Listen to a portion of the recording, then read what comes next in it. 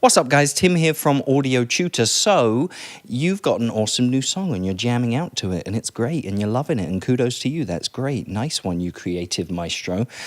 So you've got this intro and it's leading you into the verse 1 and you're like, man, this is cool. And that leads you into the pre-chorus and you're like, oh, it's getting hyped now. Oh, we're getting to the chorus. And then we get into the chorus and the chorus starts and you're like, whoa, that's a massive letdown.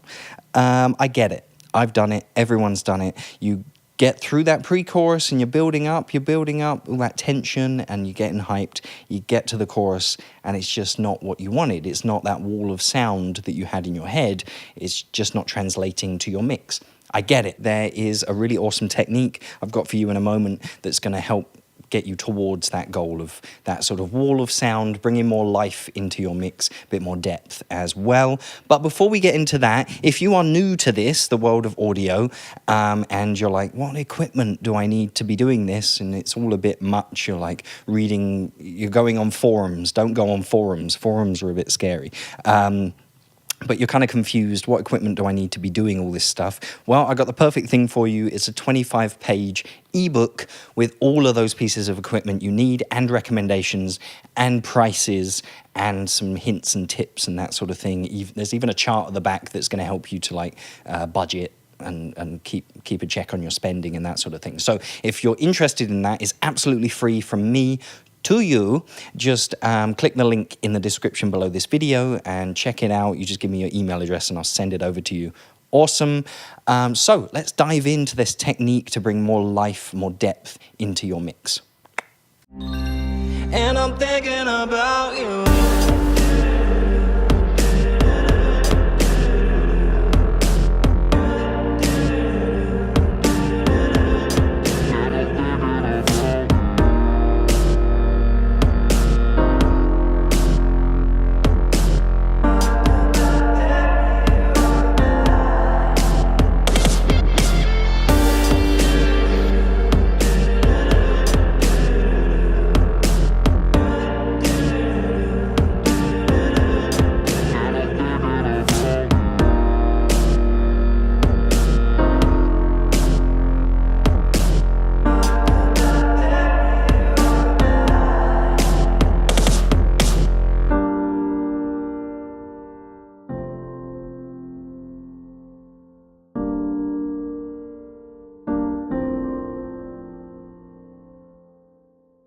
Alright, so I won't go all the way out with the piano there, but that is our final chorus. That's what we're looking at the moment, and yes, some of the vocals are a bit messy and things like that.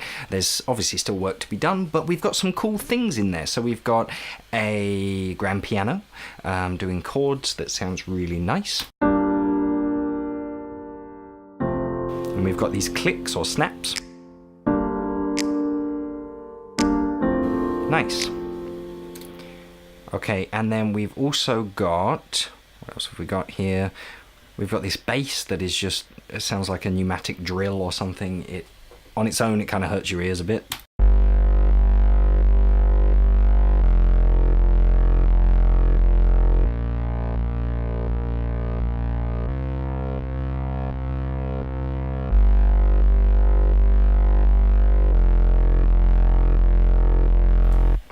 That would give you a headache after a while.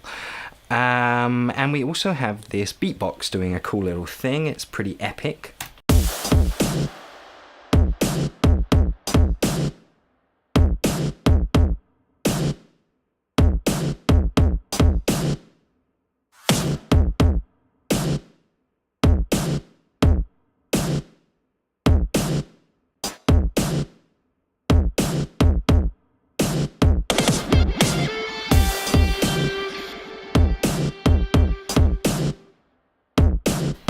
So some cool stuff, definitely.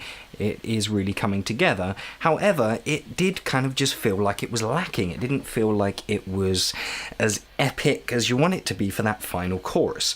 So what we need to do is we need to add something. We need to layer in some sort of instrument to kind of fill that gap.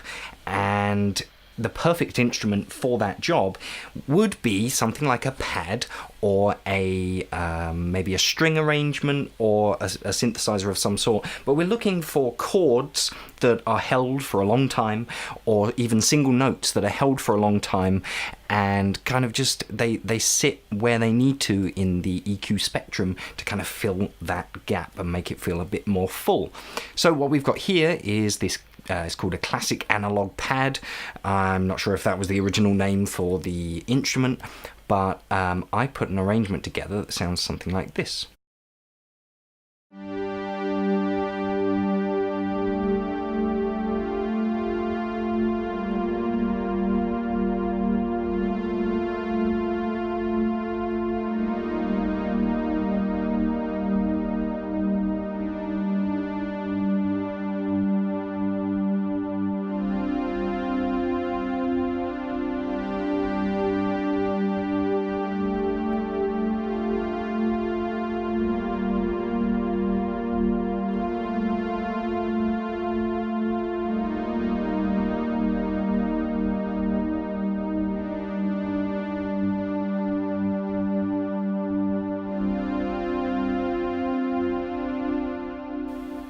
Alright, so what we've got there is essentially the chords that the piano are playing. I mean, we've taken some of the notes out of the chords and moved them around, but essentially it's the same chords as the piano is playing. And I've kind of added a little melody in there that's sort of joining each chord to the next. But it's just a nice sort of this peaceful pad sound that's just filling out that arrangement. So let's listen to it in the mix. And I'm thinking about you.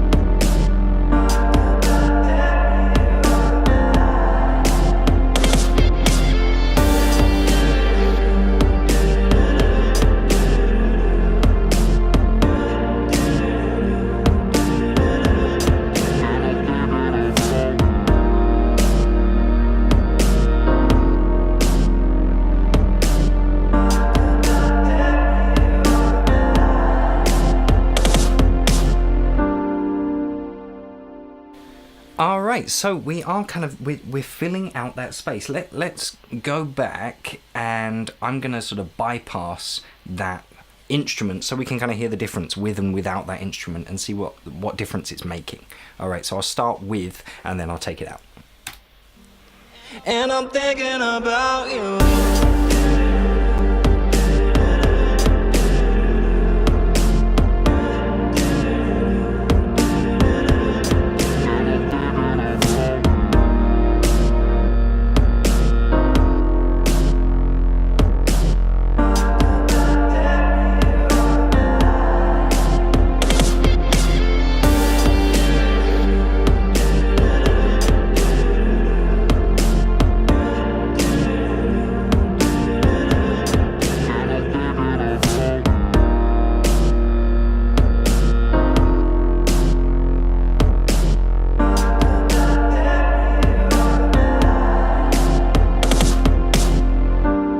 Alright guys, so I hope that helped. Go try that out on your latest production. It's a simple technique, but something that's really going to help you to achieve more of that wall of sound, add more life into your mix. So go and try it. One last time, I'll just tell you, if you are you're loving this technique, but you're like, I'm working on sample packs and things like that. I don't have my own equipment to start recording my own stuff. What do I need to be doing that? Well, as I said earlier in this video, I have an ebook. It's 25 pages long, and it's got all of that equipment you're going to need to get started recording and mixing, and it's all on an affordable budget, so it's affordable stuff as well. High quality, affordable stuff. Check it out. It's a 25-page guide. The link is just under this video. Just click it, give me your email address, I'll send it straight over. My name's Tim from Audio Tutor. Ciao.